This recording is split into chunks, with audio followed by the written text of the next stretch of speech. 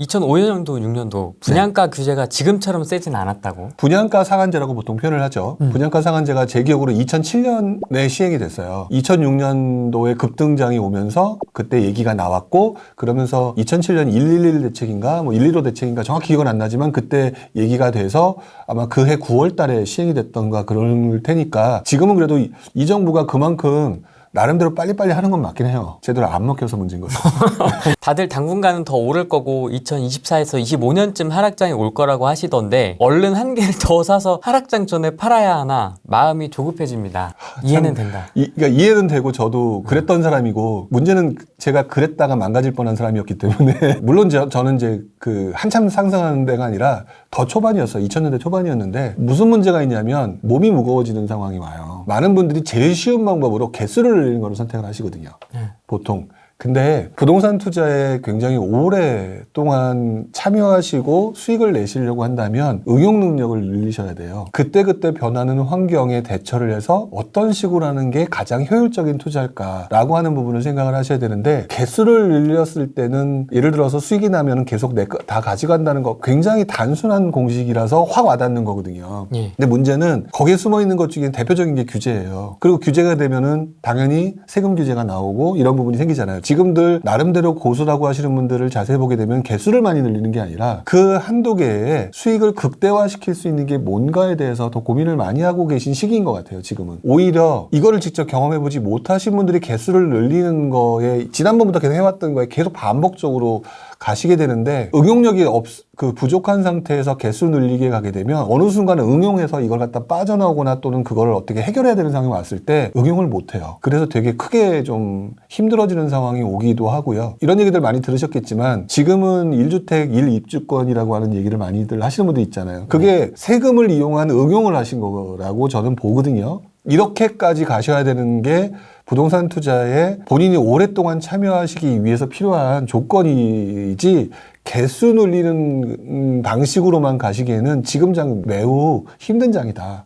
이렇게 말씀을 좀 드리고 싶고요. 고수들이야 뭐 좀 자금도 여유가 있고 하니까 뭐 응용도 할 수 있고 뭐 이렇게 포트폴리오 조정도 할 수 있고 하는데, 이제 우리는 돈을 쓰면서 이번 상승장을 경험했잖아요. 그러니까 회수는 안 된 거죠, 지금. 네. 총알을 쓰면서 왔거든요, 지금까지. 그러니까 지금 갖고 있는 돈이 애매한 거죠. 그렇죠. 뭔가 응용력을 발휘하기에는 이제 좀 애매하니까. 그러다 보니까 가장 최선을 선택하는 게 그 응용이란 과정보다는 먼저 제일 쉽게 할 수 있는 방법을 찾는 거는 맞는데, 시장이 그렇게 우리를 가만 놔두질 않아요.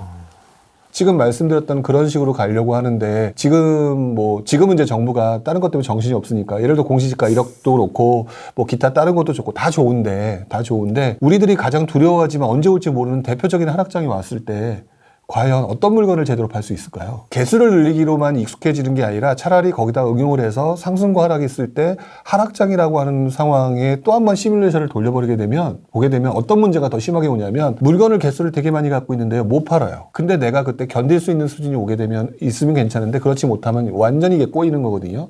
근데 그 시장은 급매 중에 급매, 초초급매로 내놔도 잘 안 팔리는 시장이에요. 그러면 그동안 벌었던 수익을 다 날릴 수도 있거든요. 그러면 보통 포트폴리오를 가지고 짤 때 보면은 최고의 가능성과 최악의 가능성 두 개를 같이 결합을 해서 보통 그 중에 중간적으로 가장 효율을 낼 수 있는 걸 찾잖아요. 근데 우리는 한쪽에 몰빵을 하는 그 습성이 있다는 거죠. 근데 그 도박의 습성인데, 잘 될 때는 크게 버는데요, 안 될 때는, 그리고 안 되는 상황 겪어봐야지 느낀다니까요. 그러니까 그게 좀 안타까운 거예요. 겪어봐야 느끼는데, 그때쯤 되면 그때 올라갔던 수익을 다 잃어버리는 거나, 또는 다까지는 아니지만 뒤늦게 들어오셨던 분들은 조금 안 좋은 곳으로 들어가셔가지고 타이밍을 노리잖아요. 근데 타이밍을 잡을 수 있는 능력이 아직 안 되시는 분들은 이 시간을 그냥 고스란히 허비해버리거든요. 근데 오히려 아까 말씀드렸던 것처럼 고수라고 하시는 분들이거나 또 나중에 어느 정도 좀 여유가 있는 분들을 보게 되면, 예를 들어 그분들이 팔았단 말이에요. 현금 가지고 있으면 지금 내가 이거 현금 들고 투자를 안 하니까 지금 죄악스러운 거예요. 왠지 마음이 급하고. 근데 이거를 조금만 더 길게 보면 전 이렇게 말씀을 드리고 싶은 게, 이 시장이 최악의 시장이 오잖아요. 널려 있는 게 다 내 거예요. 아니, 상상이 안 되네요, 저는. 네, 그렇긴 하겠지만, 예를 들어서 자 보세요. 지금 상승장의 시뮬레이션을 잘 생각을 해보시게 되면, 이번 상승장에 처음에는 강남부터 시작을 했고요. 신축이 올랐고요. 그 다음에 재건축, 재개발이 순차적으로 올랐죠. 안 오를 것 같다고 주구장창 떠들었던 사람들이 얘기 많았지만 신축사라고 다들 대세라고 얘기했지만 구축 엄청나게 올랐죠. 그렇죠? 지금은 어디까지 가고 있나요? 인천까지 가고 있죠. 이 시뮬레이션을 다 기억하시고 있다면 이 시장 때 제일 먼저 무엇부터 싸게 살까요? 이때 푼돈으로 버는 거와 시간을 길게 잡아놓으면 부동산은 원래 평생 하는 거라고 말씀을 드렸잖아요. 이때 가면서 리스크 커지는 상황에서 푼돈으로 버는 거, 세금 다 내면서 이거와 이 시장의 무주공산인 상황에서 현금을 들고 있는 사람이 엄청난 우위인 시장에 오거든요. 그러면 이 시장에서 과연 여러분들이 그때 예를 들어서 저 지방에 있는 지금 뭐 어느 지역을 특정 지역을 얘기하면 또 속상해 하실까봐 어느 지역을 사겠어요? 강남 사시겠어요? 길게 보게 되면 분명히 들어가는 시점과 빠지는 시점 이런 것들을 따져야 되는데 이런 것들의 그 어떤 뭐랄까 포트폴리오라든지 흐름을 제 머릿속에 넣지 않고 있으니까 지금 이 상황에서 물 들어올 때 노젓는다라는 생각밖에 없는 거잖아요. 근데 저는 이 시장을 보면서 또 한 번, 두 번, 전 두 번 겪고 있잖아요. 보면서 이제 계속 다시 매번 시뮬레이션을 돌려요. 저는 지금은, 세금 문제 때문에 더 이상 하기는 어려운 시장. 근데 누구는 저기 가서 막 벌었대니까 막 저도 사람이니까 들썩거리기도 하는 부분이 있어요. 왜냐면 짜릿하니까. 근데 그런 부분보다 다시 한번 시뮬레이션 돌리는 거죠. 지난 장의 초반부에 이런 부분이 있었고, 이번 장에도 초반부에 이런 부분이 있었고, 후반부에 어떤 부분이 나타났고, 대입을 해보니까 비슷한 현상들이 많이 나타났다? 그러면 다음 장에는 어떻게 해야 되겠다라는 게 저는 정리가 되던데요, 이제는. 그러면서 뭔가가 다음 장에 대한 준비? 근데 우리 다음 장이 이번 장 초창기라고 2014년이라고 생각해보면 어디를 샀을 것 같은 거가 뻔하게 나오죠. 뻔하게 나오죠. 맞습니다. 근데 그 장이요, 2000년대 초반에도 똑같았더라니까요. 뭐 대놓고 얘기하게 되면 2000년대 초반에는요, 강남 하면 도곡 렉슬이었어요. 자, 이번 장에는 뭐 반포, 뭐 자이부터 시작해서 뭐 되게 많잖아요. 뭐 그런 것들이 움직이는 패턴이 거의 비슷했던 거고, 그리고 돈이 없다? 그 옆으로 가면 되잖아요. 마용선 가시면 될 거고. 서울 다 좋습니다. 네, 뭐 기타 등등 또는 아니면 또 반대적으로 하락장이니까 물건들 계속해서 안 팔린다고 했죠. 안 팔리니까 그러면 그때쯤 되면은 저희도 이제 나중에 준비를 할 건데 경매 강의나 이런 것들 준비하게 될 건데 경매 시장이 활성화되는 시장이 오거든요. 그러면 더 싸게 살 수 있는 거. 자, 그러면 지금 되게 노력을 해서 지금 해서 자꾸 쉬려고 하시는 것 같은데 해보니까 쉬지 못한다니까요. 부동산 투자는요. 그렇기 때문에 길게 보시게 되면 충분히 투자할 기회와 기간은 많이 남아있다. 하락장이 오기 전에 나는 빠져나온다. 나만 아니면 돼. 약간 이런 마인드로 한 2년, 4년 정도 해서 칩바 이렇게 이제 하고 싶은 거죠. 근데 그분한테는 이렇게 말씀을 드리고 싶죠. 저도 못 빠져나오겠던데 타이밍을 못 잡을 것 같은데 최대한 열심히 하겠지만 정확한 그런 어떤 타이밍이 없는데 내가 어느 상황에 빠질지는 아무도 모른다. 그 부분을 얘기하고 싶은 거죠. 제가 강의를 하거나 이럴 때 항상 말씀을 드리는데 저 같은 경우는 지난 2008년도에 인천 빌라가 되게 많이 올랐던 시기였었거든요. 인천 빌라가 2008년도 초반에 제가 잘 팔았어요. 진짜 잘 팔았거든요. 근데 이것만 얘기하게 되면 저는 굉장히 그 타이밍을 잘 잡는 사람인데 저는 그때 못 팔아서 지금까지 보유하고 있는 물건이 하나가 있어요. 빌라요? 빌라는 아니고 아파트고. 근데 한동안 저의 아픈 손가락이기도 했었어요. 욕심부리다가. 근데 지금 와서 보니까 다시 한번 느끼게 만들더라고요. 그 물건이 지금 저한테 엄청난 효자예요. 물론 그 와중에 애로사항도 있었죠. 임사등록도 했었고요. 왜냐하면 되게 애매한 상황이니까. 그러니까 임사등록도 했었고 뭐 그랬는데 지금 와서 보니까 그 집이 어차피 이제 임사는 끝날 테니까 곧 있으면 끝나니까 대충 봐도 그래도 내가 수익은 충분히 남겠구나라고 생각할 정도로 그러니까 이게 부동산 투자라는 게 내가 원하는 답변 방향으로만 무조건 어떻게 하겠다 이렇게 많이들 노력을 하시는데 그 부분을 노력하시는 건 맞지만 그거를 갖다가 완벽하게 추구하려고 노력하시게 되면 굉장히 고생하실 수 있다라고 생각하게 들어서 약간 나사를 좀 하나 좀 빼주시는 것도 괜찮다라고 말씀을 드리고 싶어요. 너무 좀 강박증에 시달리고 계신 분들이 있지 않나 이런 생각을 좀 하거든요. 지금 오시는 분 중에 강박증이 되게 많으신 분들이 있잖아요. 주변에서는 다 벌었다고 하니까 나만 좀 헤매고 있는 것 같고 나만 이번 시장에서 소외된 것 같고. 제가 2000년대 초반에 부동산 투자 처음 할 때 지금 말씀드린 강박증에 엄청나게 시달리고 있었어요. 물론 이제 지금 와서 보면서 많은 사람들이 너는 지금은 다르지 않니? 라고 이렇게 생각하시니까 그럴 수는 있는데 한편으로 생각을 해보게 되면은 누구나 겪는 과정인 것 같아요. 누구나가 겪는 과정이고 강박증이라는 것들이 분명히 없을 수는 없는데 문제는 거기서 나타나는 강박증이 까딱 잘못하면 본인의 실력을 키우기 이전에 개수로 늘리거나 또는 또 기타 다른 방법으로 하다가 거기서 또 한 번에 크게 흔들림이 오는 그런 경험들을 하게 되더라. 저도 역시 그때 한번 크게 흔들렸던 경험이 있었고, 물론 그때 또 포기하지 않았으니까 지금까지 오는 그런 좋은 결과를 얻을 수 있었는데, 그거를 본 사람의 입장에서는 자꾸 말씀을 드리는 건데 이게 자꾸 꼰대스러운가 봐요. 꼰대스러우신 것 같다. 왜? 나는 지금 미치겠는데. 응. 예. 자꾸 쟤는 이상한 소리 하네. 아, 너는 벌었으니까 그런 얘기하는 거지.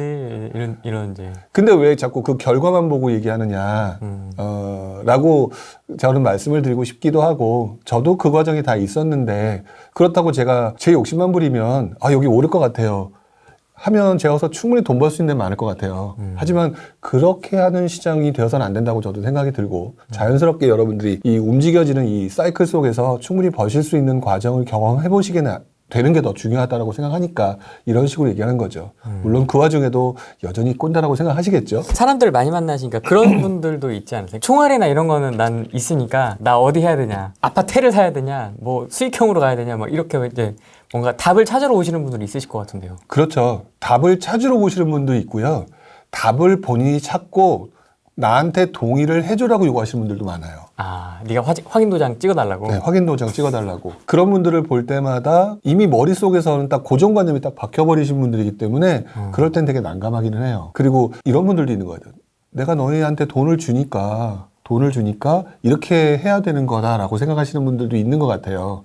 주변에서 보면. 그러니까 그런 분들도 있는데, 저는 과연 그렇게 했을 때 그분이 나중에 제대로 할 수 있는 게, 보면은 나름대로 좀 상위 클래스 쪽에 들어가 계신 분들 같은 경우는 많은 분들의 도움을 받기도 하죠. 근데 이제 그렇지 못한 분들이 이제 마음이 조급하게 움직이시는 분들 보게 되면 나름대로 골라온 거를 선택을 하기를 요구하거나 강하게 요구하거나, 또는 선택을 했잖아요. 이건 이래서 문제, 저건 저래서 문제. 또 이런 분들도 또 있어요. 그러니까 참 개인 상황들이 너무 다르니까 그렇죠. 점점 사람을 상대하는 게 어렵구나라는 생각도 들기도 해요. 되게 부담스러우시네요. 그런 어쩔 땐 부담스럽죠. 뭐 선택하라고 하거나 뭐 이런. 특히나 가장 어려운 분들이 그런 분이에요. 나는 이미 결정해둔 사람. 본인의 상황을 들어보고 이게 맞지 않을까라고 이제 얘기를 꺼내면은 되게 불쾌하시거나, 또는 내가 이걸 했으니까 이게 맞는지 틀린지만 얘기해달라 라고 하는 분들도 있고. 근데 그 방식이 저는 그렇게 별로 옳은 모습은 아니라고 생각이 들고요. 너무 그것이 지금 시중에 그렇게 하는 분들이 많아서 그런지 몰라도 그게서 너무 익숙해져 있는 것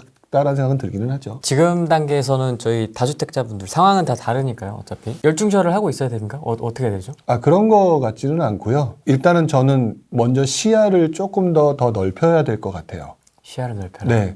부동산 시장이라고 말하는 것 이꼴 아파트라고 생각하시는 분들이 되게 많죠. 그래서 지금 부동산 시장을 바라보는 데 있어서라고 표현을 하지만은, 아마 대부분의 그 다주택자라는 표현 자체가 아파트를 기준으로 보게 되는데, 일단 지금부터는 좀 고민을 하실 때가 된 것이라는 건 틀림이 없다고 생각이 들어요. 그래서 지금 다주택자분들 중에서 아마 두 가지 부류로 나눌 거라고 생각이 드는데, 첫 번째 다주택자 중에서도 이게 이제 결국 똘똘한 한 채 쪽이거나, 또는 뭐 아까 지나가면서 표현했던 1주택의 1입주권처럼 그렇게 세금 부분을 고려해서 바뀌는 그런 어떤 포트폴리오 재조정, 이런 쪽으로 가시는 분들이 있고, 또는 반대로 그렇지 않은 곳, 지금 엘도라도를 찾아서 지방으로 넘어가시는 분들이 분명히 있을 거라고, 이 두 부류가 있을 거라고 생각이 들어요. 네. 근데 첫 번째를 고민하시는 분들한테는 제가 원래 추구하는 방향이기도 하기 때문에 뭐라고 드릴 말씀이 없어요. 왜냐하면 그렇게 하는 과정에서 응용력이라는 게 생기고, 세금이라고 하는 변수들을 고려하기 시작했고, 여기서 또 공부를 하게 되니까 저는 이 부분은 맞다고 보는데, 이 다음 과정에 그 엘도라도를 찾으러 가시는 분들을 보게 되면 저는 이렇게 말씀을 드리고 싶은 게, 역시 지방 쪽 자체에서만 거주하시면서 지방 자체를 서울 수도권 투자하시는 분도 있잖아요. 이분들은 크게 문제는 없다고 보는데, 너무 이제 자꾸 좀 외곽적으로 가시는 분들 같은 경우는 멈춰야 된다고 생각을 해요. 왜 그러냐면, 제가 그저께 제가 말씀드렸던 그 고급반 강의를 준비해서 네. 전국의 모든 도시를 하락장 때 지난 2003년부터 모든 데이터가 있거든요. 2003년부터 2021년 지금까지 어떤 움직임이 보였는지를 다 정리를 했어요. 여러분들한테 설명을 시켜드리고, 또 하락장을 너무 두려워하시는 분들이 있으셔서 보여드렸는데, 확실히 지방의 외곽장들은요, 하락할 때 많이 떨어져요. 확실히 많이 떨어져요. 제가 강의를 할 때, 그래서 제가 강의할 때 이런 분 얘기를 내가 좀 더 했어야 되는데 실수했구나라고 느꼈던 게 뭐냐면, 저는 항상 강의를 할 때 주로 서울 수도권 위주로 하니까, 네. 그리고 또 곁다리로 지방광역시 살짝 넣고 하는 정도니까, 서울 수도권 그다음에 지방광역시급을 2003년도부터 2021년도까지의 상승 그래프를, 상승과 하락의 연간 상승 하락의 그래프를 보게 되면 생각보다 가지고 있는 게 훨씬 유리한 시장이에요. 확실히. 그런데 그만큼 떨어지는 폭이 이렇게 생각보다 높지 않아요. 그 금액으로 보게 되면 크게 떨어졌다고 생각할 수 있지만, 길게 봤을 때는 가지고 있는 게 굉장히 유리한 시장이거든요.